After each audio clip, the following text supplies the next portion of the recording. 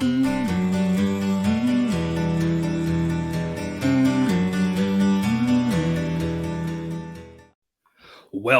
to Picks with the Professor, sponsored by Wager Lab, the show where a real statistics professor and his friends give you sports betting tips.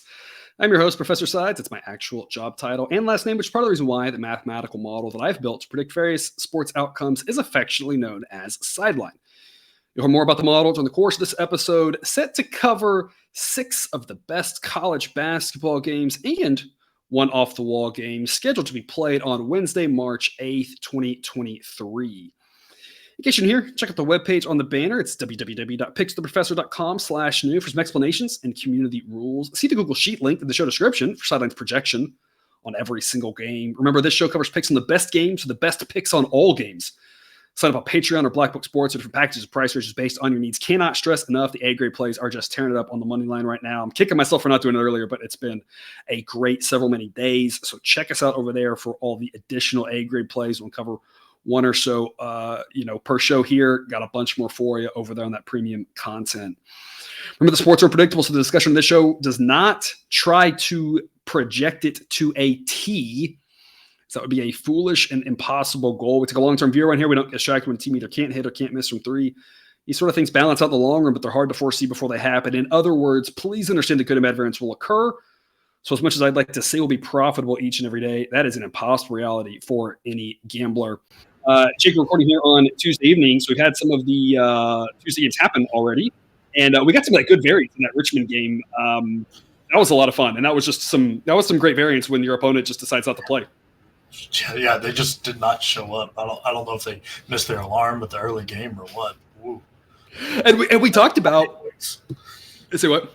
Less than 40 points. It's just Yeah, 20 points, I think, in the first half and less than the second. And we talked about that early start time, potentially messing with people and their routines. And that's why we talked about the unders being good daytime plays in these neutral sites. You just never know when something like that's going to happen. And sometimes it's that easy. I gave out Richmond. Jake, you gave out the under. And I said I liked Richmond more than a little bit than you did. You said you liked the under a little more than I did. We both kind of agreed on that, and both of those hit with ease.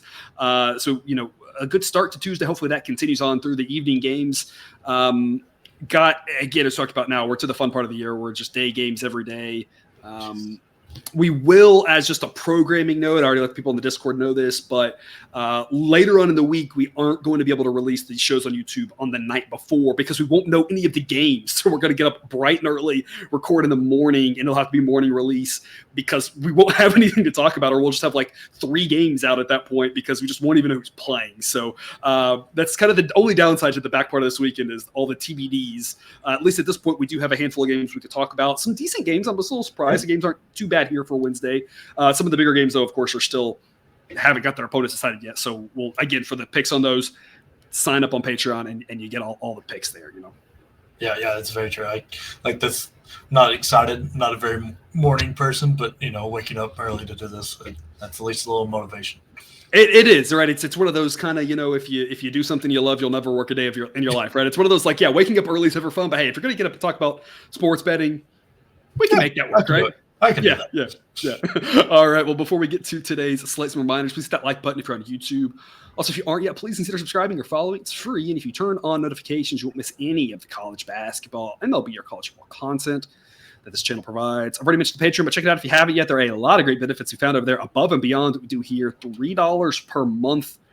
I should do those rescuing dogs commercials, right? It's only so many cents a day. I don't even know what the math is on that. Or whatever it is. It's not very much, right? Gets you the play of the day.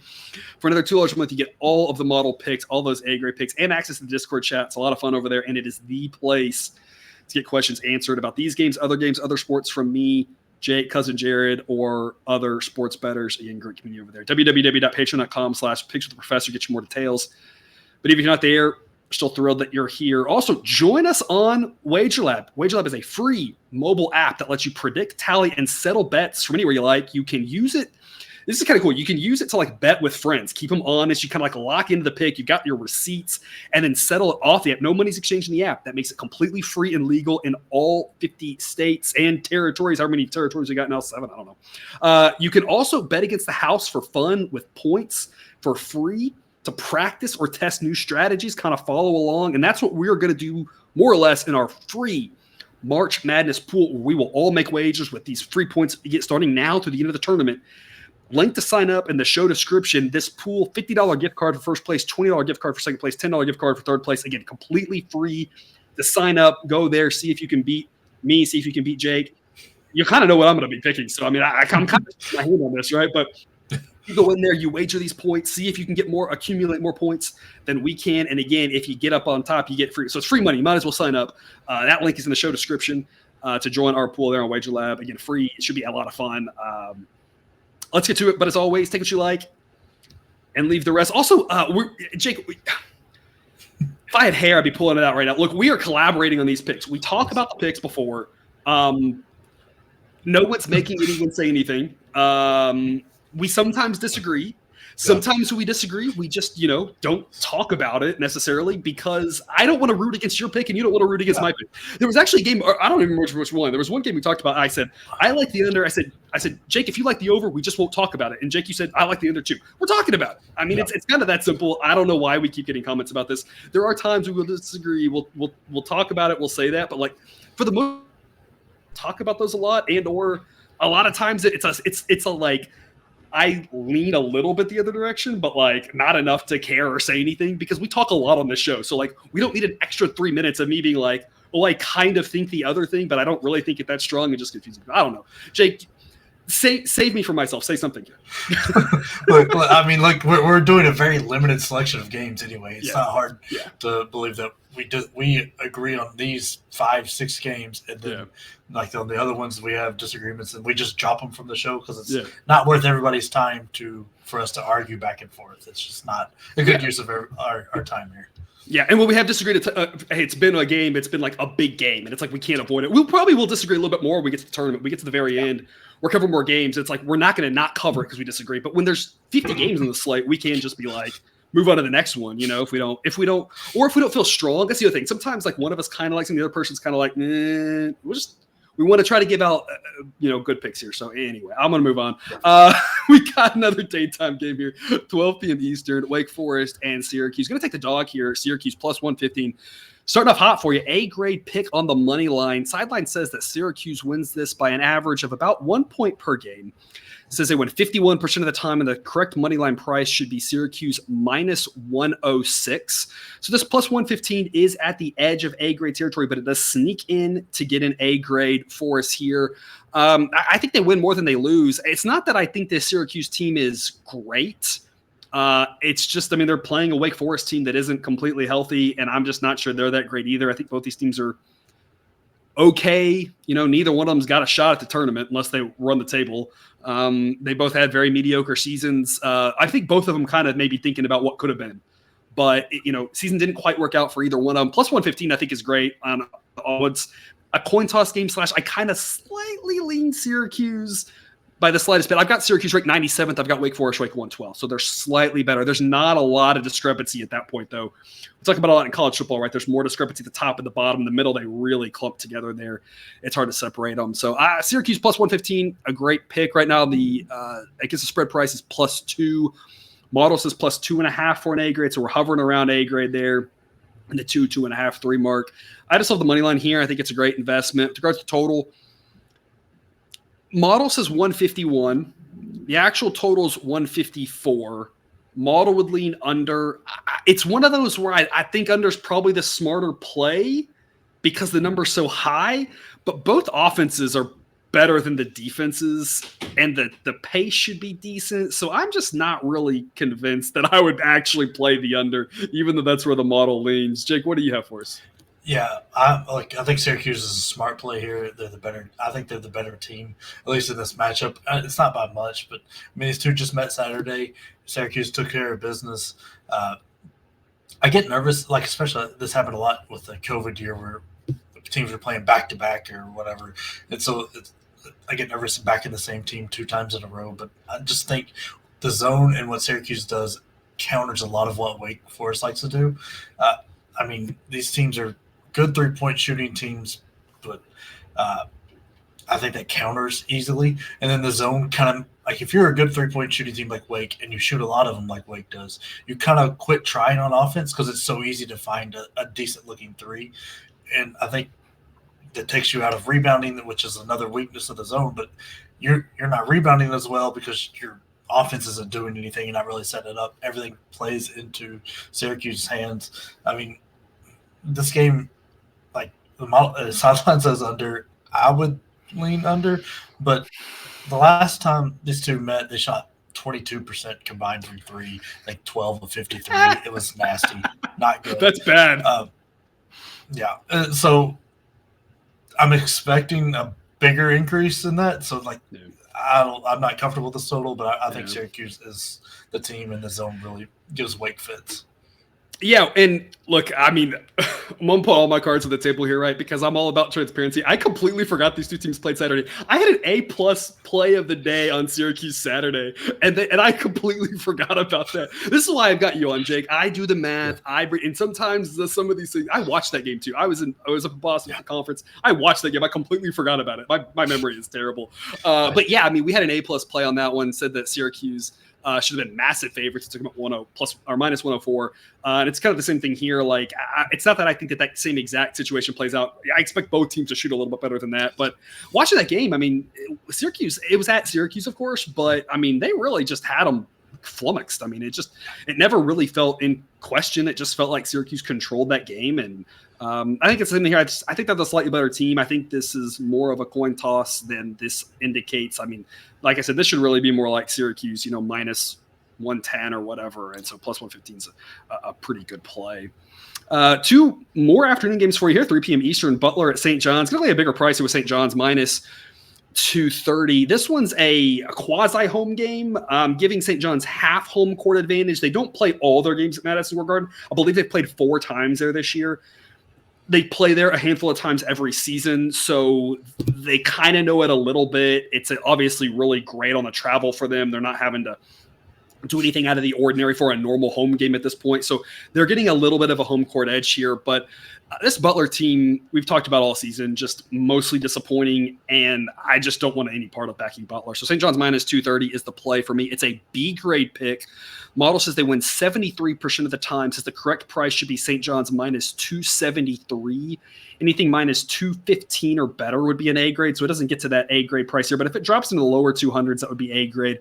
I still think it's a great B grade investment here in the mid to low minus 200s. Again, the model says they should win by an average of 6.6 points. So if you're laying points on the spread, 5.5 is the number I'm seeing now. I lay 5.5. I'd rather have 5 personally. 4.5 gets an A grade according to the model. So not quite there, but I mean, St. John's is the better team. I've got them ranked 87th, and I've got Butler ranked 136. Butler just couldn't ever really get it going, had injuries all season. They still got some injuries now. St. John's fastest team in the country now, have passed Alabama in my rankings. Both teams have much better defenses and offenses. Total is 144.5. Model says 140. Butler's been going really under. St. John's over. That's mainly because of the pace. Jake, we talked about this one before show. I think we both like the under.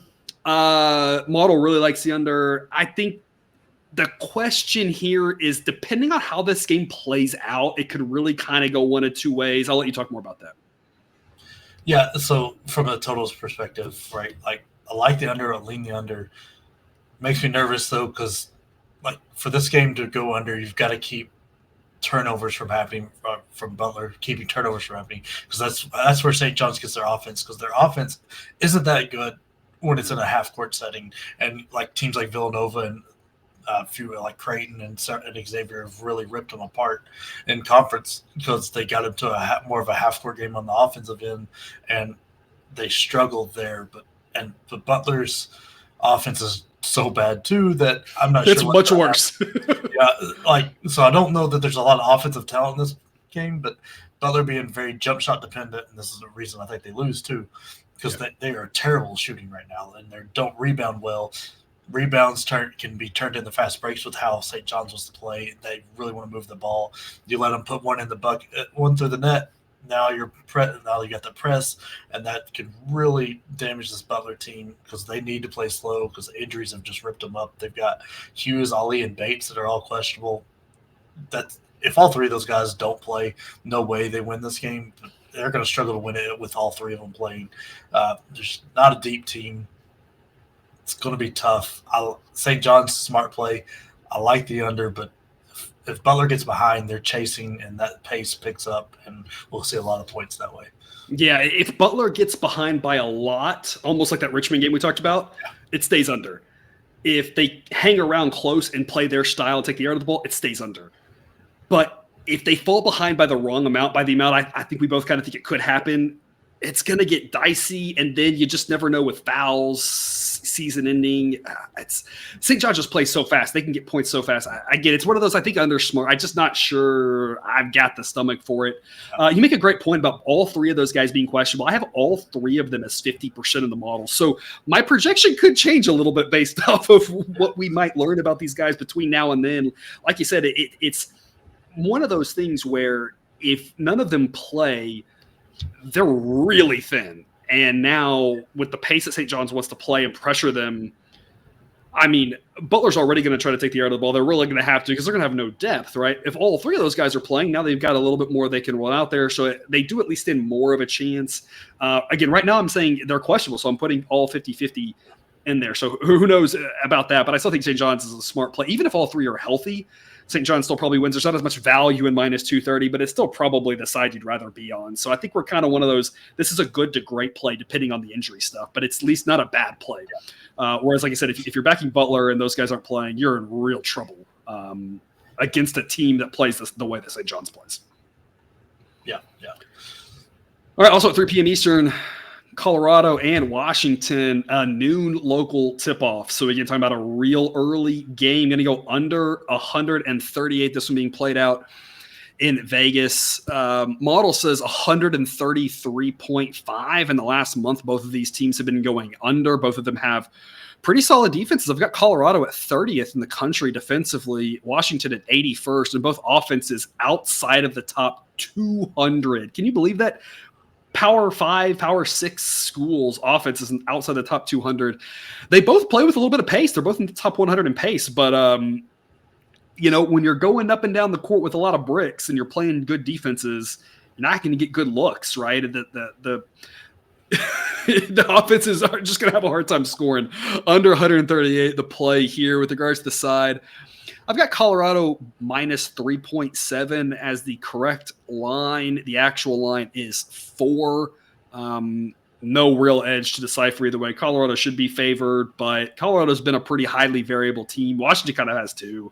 I don't really want to lay minus 170 with Colorado because they might not show up, but I don't really want to back Washington either because I just don't think they're very good. Thankfully, whenever these two teams lose, we don't have to talk about them again until some crap tournament that they probably end up in because big name schools end up in those tournaments. But otherwise, I'll be glad to not be talking about these teams because this is not good aesthetic basketball. Fast paced, bad offense is choppy, ugly, frenetic, and that's kind of what we're going to see here, especially with that noon local tip. Again, under 138. The play model says 133.5. Jake, tell us more. Yeah, like this game's been marred by injuries. Colorado's got 3 guys out and some fairly significant ones too. And then Washington's got 2 guys that are questionable that play some decent minutes. There's not going to be a lot of offensive talent here. You've got 2 decent defenses. Colorado's got a really good defense. Yeah. That they're normally the best unit on the floor. I'm not exactly sure how the injuries are going to change that. But either way, playing early in the day, that's a reason for an under. You've got 2 defenses that are on the good side of average, and then you've got 2 offenses that are on the way bad side of average. There's just not a lot of ways that they score the needed points here to get over. I think the one under 138 is a great play. When it comes to the side, I don't know what I want to do. Like Washington swept them during the year, and the injuries that Colorado has makes me want to lean Washington, but it's nothing I'm putting my money on. Not even a like plus 145. Take a chance. Still not exciting to you. Let's see how that noon game goes. I might take the winnings from the Syracuse game and roll it over onto this one. There you go. Yeah, I mean, I'm just for me, it's a pass. You can lean that way. I mean, it's hard. In general, I lean towards, if you don't know, just take plus odds. Yeah.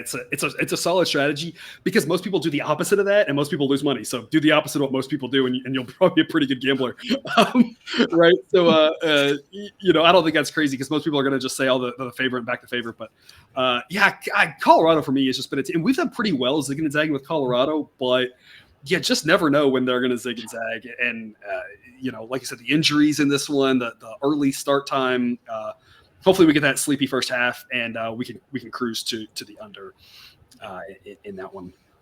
Speaking of sad, my goodness, 6:30 p.m. Eastern, Ohio State, Wisconsin, a game that, man, what could have been. I think we talked about might have been this exact one a month ago, and I said the same thing, like back in January or whatever. I don't know exactly what time. This would have been a really exciting game. Wisconsin are pretty solid non-conference. Ohio State as well. There's a time when Ohio State was ranked, or if they weren't, I was saying they were ranked fairly good, fairly high. Yeah, and man, what has happened? We talked about the key injury, key, capital K, key, also lowercase k, whichever one you want to use, right? Pun intended, I guess. Hurting Ohio State a little bit, but I mean, they were so bad before that. With him out, they've played respectable. They've played probably better than I imagined. Wisconsin, I don't know. They're playing slow again. Their defense is good. Their offense is terrible. I mean, it's like a normal Wisconsin team, except for the fact that usually their offense is more mediocre and less bad, and their defense is usually top notch. And it's just, both of those being bad. Both these teams, of course, really just fell apart. Ohio State to the tune of a 13-18 record. Wisconsin at least finished 17-13. I don't want to see either one of these teams near the tournament. I don't know if Wisconsin's potentially on the bubble or not. I hope they aren't. I don't want to see them anywhere near the tournament. Model says basically a coin toss game here. Says that Wisconsin wins this on average by 0.2 points. This will be Wisconsin minus 101.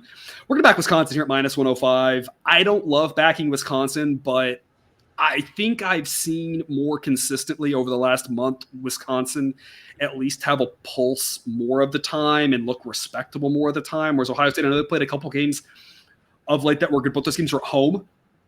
Away from home, I just don't really, and I know it's away from home Wisconsin too, but I still think Wisconsin has a little bit more competency left in them than Ohio State does. So minus 105 seems like pretty good value for, I think, is the better team. According to the model right now, they're both ranked in the 80s, though, so neither one is great. Obviously, Ohio State's still a better offense. Wisconsin's still a better defense. So, I mean, that's going to be strength on strength, and then Wisconsin has the ball, and Ohio State's on defense. It's going to be weakness on weakness. So it'll be a close game, but I think Wisconsin's the play here. Total's 131. Model says 129.6. I mean, model says under. I think under's the smart play, but that's such a low number. We talk about late game fouls. I think under's a smart play, but you don't in a game that we think will be tight. There's just that much more of a chance of late fouls, overtime, stuff like that I don't love going under such a low number, even though the model says it shouldn't even get to 130. Stick to Wisconsin minus 105. Jake, what do you got? Yeah, this is a great time to grab dinner before the Texas Tech West Virginia game or something like that, because this is going to be painful basketball. It's going to be a tight game, and it should be competitive and all that. But, man, both teams struggled to put the ball in the hoop. Defensively, Wisconsin's stout, but since I don't know what happened Ohio State just came into the 2023 and just forgot how to play basketball after they beat Northwestern on January 1st, and then I think they beat them pretty bad, didn't they? Yeah, I think it was like a 20. They destroyed them. Yeah, Northwestern's the 2 seed in the Big Ten. Like what? Cool. Yeah, it's just going to be an interesting game from the standpoint of Wisconsin hates scoring. They don't turn the ball over like a normal Wisconsin team, but I'm not sure you want them to if you play defense because they shoot so bad. They're stout defensively, really good at chasing you off the three, defending the three very well, but they don't defend the rim that well. They're one of the last place teams in blocking shots. That's just with the big guys they had. I would have expected more of that, but they're just not defending the rim well. Not sure Ohio State's really got the talent to get to the rim that often. So it's going to be a very low-scoring game, but that number's so low, and with the game tight, and what we've seen out of the Big Ten, sometimes starting to foul with 2 minutes left, 3 minutes left, that could be a lot of extra points because these teams are decent free throw shooting teams, so they're going to convert more than they don't. The total makes me scared. Under's smart, but nothing I'm comfortable with. But I think Wisconsin wins this just based on the fact that they've shown being competent a few more times towards the end of the year than Ohio State has. Yeah. Speaking of that game, you mentioned 10 p.m. Eastern, Texas Tech and West Virginia. We're going to go over 146 on this one. Model says 148. Texas Tech, we've been pretty spot on with their totals. West Virginia has been going over a decent amount. I think I mentioned this yesterday, but all these neutral site games, almost all of them are neutral site games. The model is knocking the total down a little bit, as we typically see on neutral site games. We typically see slightly lower scoring games. Neither team's familiar with what they're shooting at, so that usually creates one or two extra misses and slightly lower scoring games. So the model's a little bit lower in its projections this week than it has been. Still says over here, though. Still says that, again, the total should be up 140. I think we can flirt with 150 in this game. With the offenses here, Texas Tech's offense just continues to look better over the second half of the season. The first half of the season, first half of the conference season, they looked clueless. And then the second half of the conference season, they played pretty well for the most part. Much better offensively. West Virginia's got a top 20 offense. They're in the top 100 in pace. We should see a lot of points in this game. With regards to the side, I think Tech's the side I'd be on. Right now, plus 120, plus 125.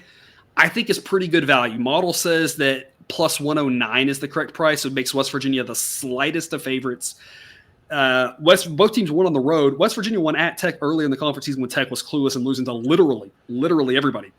Tech won more recently at West Virginia, and what we've seen of Tech as of late, for the most part, pretty encouraging. They almost beat TCU at home. They almost beat Kansas on the road, or hung in, only lost by 4. I mean, that was a really great game. I think Tech's the way I'd go. You have the coach situation. The coach is gone. Now the assistant's the interim. It's not too dissimilar from the Texas situation, which is ironic because that coach came from Texas Tech, right?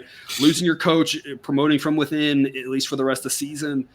You never know how these kids are going to react to it. The Texas kids reacted that first game a little bit poorly, but then after the first day, they reacted really well, and they played pretty good for their interim coach. This is now multiple days apart, so it's not that immediate day of distraction. Obviously, there's the controversy around what was said, who was said, about the players. You never know the emotion about that. They might use that and fuel that, and they may play great. It may be a distraction. I don't really know. There's a lot of variance. I like Tech at plus odds, but you never really know with kids how they're going to react to a situation that just throws off everything, especially coming down to the end. They probably need to win this game to make the tournament. Probably need to win another one to make the tournament. I think I'd put them in if they win this game. I'm not sure that the committee agrees with that. They might need to win a second one probably for them. So they know probably if they're losing this game that this is kind of going to be a real X on their resume, losing to another kind of bubble-ish team in West Virginia, or another team that's a low, high, whatever you want to call it, a double-digit type seed. So it would not be a good – so, I mean, West Virginia knows – if they lose this game, they might be on the bubble, right? So, I mean, both teams won it. You just don't know what's going to happen with Tech, how it's going to affect them. I think they're the smart play if you remove the coaching situation. I don't know what to do with that. Let's stick with the over. We're thinking closer to 150 in this one. Jake, what do you got for us? Yeah, I'm the same way with the side. Like, I almost said lean West Virginia because of the coaching situation, but if these two teams playing in a vacuum and all that, it's not happening. Tech's a better play. Tech's a smarter play. I'm not comfortable picking a side, but I think the over is the smart play. You've got these two teams that are built to take advantage of where each other are weak, and I think that's why you saw them split the meetings, even though it was on the road. And like Tech turns the ball over a lot. West Virginia likes to play with a little pace. That's going to help them. Tech isn't a great rebounding team. West Virginia is, and then like Tech's a very good defensive team, can take advantage of a lot of spots where West Virginia's weak, and West Virginia ends up shooting like they can go cold at times, and Tech's defense doesn't relent. So that's something that stayed through for Beard and Adams, and I'm sure it's going to stay true here because I forget who the assistant coach is, but you're not going to change that game plan. Not now. Season. No. Yeah, so you're going to keep doing that. If this happened at the time that the Beard thing happened in non-conference, sure, you can't. Yeah, like now you got to just keep the same playbook, right? Yeah. I mean, the free throw line should be a very tight game. The other two where we're going to get extra points there. I think we're going to get much closer to 150, 155 than we will this 146. Man, the side I wish we could take Tech with the plus odds, but it just makes me a little too nervous. Yeah. I mean, you said the most recent game was close. The first one was not, partially because Tech shot 3 of 20 from 3. That's hard to replicate. That's why they got beat so bad. Their offense was really struggling. Then if they shoot 6 from 20 for 3, which is pretty reasonable, that game gets to this number of 146. It's obviously then a lot closer game, and kind of like you said, that mirror. So it should have been close. I think maybe is what you meant to say, that 3 of 20 from 3, like we talked about at the top of the show, something like that happens. You never really know. But assuming you don't have such a crazy bad performance like that, both these games would have gotten 2 or above this number. And both of them would have been pretty tight contest, because that one in Morgantown Tech did end up kind of pulling away at the very, very end, but that was like a tie game with 4 minutes to go or something like that. And that's kind of what you would expect here. You'd expect a tight contest, again, with the asterisk of the coach thing can be a bonkers, could swing anything, any number of points, and nothing would really surprise me. The variance just goes through the roof on this. So kind of just not really sure what to make of that, just sticking with the over there. Late one in the Big 12, 9:30 p.m. Eastern, another situation where both teams need this to make the tournament. I think Oklahoma is out. They need this and more, obviously. They need to win multiple games in order to get to the tournament. Maybe, make the title game, maybe win the whole thing. I don't know exactly how far back they are. They've really struggled as of late. That last game against TCU aside, where it's not 100% sure exactly how much TCU wanted that game. On top of that, Oklahoma just couldn't miss in the first half. Sometimes it happens. Oklahoma State squarely on the bubble, first 4 out, last 4 in, something along those lines. Absolutely has to have this. This would be not a good loss on the resume to lose to a team that's probably not going to make the tournament here to close your season. Maybe getting Avery Anderson back. We aren't sure. Anderson's not been a good offensive player this year, been a great defensive one. Too much usage. He's scored some points, but he's taking way too many shots, so the metrics just do not like him offensively. He was a better offensive player in the last 2 seasons, though. So if he is able to come back, maybe at a slightly lesser role, maybe that makes him a little bit better like he was previously. We're not really sure. We're not sure if he'll come back. He has resumed basketball activities. They are going to reevaluate him supposedly here in the morning, maybe when you're watching this, maybe after you've watched this, who knows, sometime on Wednesday. Maybe he goes, maybe he doesn't. He definitely helps them defensively. And there's a chance, again, if they find the right role for him and now they figured out how to make the rest of the offense, maybe they add him back in at half what they were trying to do before, whatever, maybe he makes the offense better again. So that could be a big piece for Oklahoma State. Might not be in there. I still have them completely out of the model right now, because on something like this, when the guy's been out for this long, I don't want to assume wrong. We've talked about this. I still am going to go 100% out in the model. With that said, model says this is a coin toss, though. I'm going to take Oklahoma State in case Avery Anderson comes back. That obviously helps them. This is honestly, and we don't do this very often, Jake, but this is honestly kind of a gut play of I just think Oklahoma State's got it, and I just don't like Oklahoma at this point. I don't like what I've seen from them. The model still is a little bit higher on Oklahoma than I am. I think Oklahoma State's the better team, and I don't mind laying a short price like this at minus 120. I wouldn't lay minus 150 on them. At that point, you definitely pass. Minus 140, you pass, but minus 120, I think it's a reasonable. I just think Oklahoma State's a better team. Again, both these teams need it. There's no question about that. But I like the Cowboys here. With regards to total, another game that I think we like the under, but we're a little scared. Number right now is 135.5. Model says 133. Oklahoma plays slow, and Oklahoma State has a better defense. But again, without Anderson, Oklahoma State's defense has got a little bit worse. Their offense has got a little bit better. Should be a tight game. So we talk about the late fouls. 135.5 is not really a high, number. I think under's a smart play, but I don't know. I think I like Oklahoma State minus 120, a smidge better. But I don't think either one's a bad look. Maybe you combine them instead if you play team totals. Maybe you play Oklahoma's team total under. Maybe that's the best of both worlds. I don't know. You got a lot of ways to attack this game, Jake. What do you want to add to the conversation? That was a lot of what we talked about before show was. Sorry, I stole your thunder. No, we're good. We're talking about Oklahoma State and the under, and it was like because they're slow, but is it enough? And then with the tight game and all, oh man, it made us both very nervous. So we went to Oklahoma State because I thought that was a little safer play. Because Oklahoma beats Bama. You think, okay, they're going to be something. I still think that might be the best win of the season. I mean, that was incredible. And then other than that, they immediately dropped 4 in a row after that and finished the year 3-3 after that 4 in a row. So, and then Oklahoma State sweeps Oklahoma. Neither one of them were very close, but yeah, they destroyed them. Gets drilled by Kansas, TCU, and West Virginia, and then and only won one of the game out of those. It was it was bad. Bad way to finish the year for both these teams. And because Oklahoma State was squarely in, and now that it's questionable, it's great. I mean, you go back 2 weeks ago, they were squarely in. And like I said, not a great finish to the season for them. No, and now we've got this game where Oklahoma's done, but I mean they don't want to lose 3 to the in-state rivals, so they're going to be going full out. And you got Oklahoma State, who has to have this win because the loss kills them. I think. They're going to be win doesn't guarantee them in, but a win it helps be out. Loss, they're really playing themselves out with a loss. It's going to be really tough if they don't win this one. So I think the motivation's there. I think they are the better team. They've shown it in the first 2 games. And I think we'll see something similar like that. And I think Oklahoma's going to struggle to score against this defense, especially if the guy comes back. If he comes back, he may still be at that high usage, but his minutes are going to be curtailed, so it's not going to be as bad.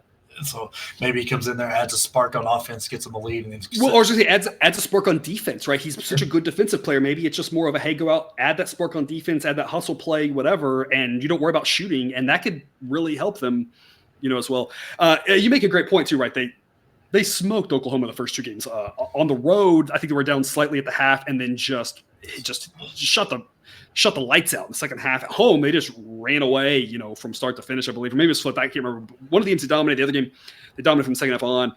I don't know if Oklahoma State has their number. I don't know if it's a matchup thing. I watched both those games, but, I'm not saying that's it. But there is something to be said for maybe there is some sort of stylistic advantage that Oklahoma State has. There's just, I think, a lot of reasons to like Oklahoma State at a short price. None of them, I think, are like A-grade worthy. It's just kind of a little bit of this and a little bit of that, and you kind of put it together and you're like, I think it's a solid play, as long as you're keeping around these odds and around this minus 120 part. Pretty solid investment in Oklahoma State, and I think a little safer than the under because I just don't know how the end of this game is going to go, especially with the rivalry. We saw in the first game, the under hit. We had that under, but it got scarily close because Oklahoma's fouling down like 15 because it's a rivalry, and I don't know, stupid things happen in rivalries. So that same thing could happen here, right? So it's like, I think the under is a smart play, but seeing what I saw then and knowing this is the end of the season, probably almost assuredly the end of the season for the loser, whichever way it plays out. It's just if you're going to play the under, maybe I'll play the first half under, I guess is what I would say. That way you at least avoid the end of the game nonsense that we have seen with these 2 teams already this season. Yeah. Do you know, I know with the NCAA tournament, the first half unders are something everybody kind of plays because it's kind of is it the same thing with conference tournaments? I haven't ever looked. You do see a little bit of an edge there for the same reason we talk about in the NCAA tournament that you got the neutral sites. The NCAA tournament first half unders were so good for so many years because there was a little bit more trepidation from teams, a little bit more, hey, we don't want to lose it in the first 10 minutes, so we're going to play. So they would just play really slow. And so what you've seen, if maybe you're aware of this, maybe you're not, but I mean, that was one of the easiest bets in sports, I don't know, about 5 years ago, was just bet the first half under of every first game. One year, I think it went 32 games. I think 1 year it went 28-4, something ridiculous. I mean, it was insane how good it was. Other years around, it didn't do that well, but it was still profitable. The last couple of years, they've really started shading. You typically see about a 10-point differential in regular season games between the first half total and the implied second half total. And in the tournament, you're starting to see 12, 13, 14. You're starting to see bigger because in the tournament, there's that I'm in the big dance. I don't want to, coaches are like, play slow until the first TV timeout, get your nerves out, that sort of stuff, right? So first half unders were a bigger thing in the NCAA tournament because all that extra nerves, the big TV, the big gym, all that other stuff that you didn't see as much in the conference tournaments. You still get a little bit of that in the conference tournaments because they got the neutral sites and you get the early daytime games, stuff like that. So not quite as much as there, but a little bit. And like I said, I think if I was going to play an under, I would play this first half under just because you will probably have a little bit of let's not screw this up or we got to win this game, that sort of stuff. And again, Oklahoma plays so slow and Oklahoma State's a better defensive team. So I would just want to really avoid the ending of what might happen. Yeah, I would too. That takes us to overtime. Speaking of unders, 5:30 p.m. Eastern, DePaul and Seton Hall. Jake, we were talking about before we aired. Seton Hall, 12th best defense in the country. Pretty dang good. No other unit on the court is in the top 145, according to Sideline. All the other units are all pretty mediocre, but Seton Hall's defense is incredible. They play pretty slow. DePaul's going to try to speed them up, but Seton Hall's defense can slow anybody down, it seems like, with the way that they play. We're going to go under 138.5. Sideline says 135 is what the total should be. Jake, tell us more. Yeah, look, this Seton Hall team, I mean, apparently Shaheen Holloway is just a heck of a coach, and nobody knew about it till last year because he just steps up like 10 levels of competition, and his defense is right back at it. I mean, and the Big East has some very offensively talented teams that they've held back. I mean, just look at the last game out. They took Providence, held them to 58 points while putting up 82. They are a very, very, very good defensive team. Offensively, a lot to be desired. They turn the ball over quite a bit. They're bad free throw shooting team, sub 70% on the year. They foul. They get to the line a lot, but they foul a lot because their defense is aggressive. But getting to the line a lot and barely making more than half is not a great way to score points. And DePaul is just pitiful. The last almost 2 months here, they've yet to win a game. I mean, they took 9-22.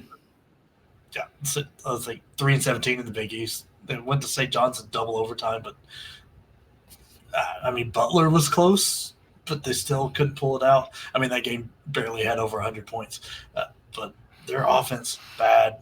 They don't get to the line a lot. It's not a very aggressive offense, so you're going to take that weapon out. But they're also a sub 70% free throw shooting team, so I don't think it's really going to matter one way or the other. They just don't shoot the ball well. Against this defense is incredibly hard to solve. Holloway's already proven he's a great tournament coach with the run he did with St. Peter's. I think this under is about the safest bet on the board. Yeah, Seton Hall's favored by 5.5. Model says 6.7. So Model kind of agrees you DePaul's terrible and Seton Hall should win. Question is how much they win by, right? And that's where, again, maybe they win by 5, maybe they win by 6, maybe they win by 3, maybe they win by 10. Either way, we don't have to worry about that here. We just have to worry about the under. 138, just too many points for a defense as good as Seton Hall. That's all we got for you then today, folks. Jake, any parting words? No, just join us on Wager Lab. See if you can beat us. Everybody out there saying they got this parlay, that parlay. I want to see it. Show it to me. I like it. Just come and take it. All right. Well, thanks for tuning in to this episode of Picks with the Professor. Don't forget to subscribe so you can ensure all the sports betting content brought on this channel is dropped right into your feed. Be back again tomorrow with more college basketball betting tips. And until then, as always, best of luck. And remember, you can eat your betting money, but please don't bet your eating money.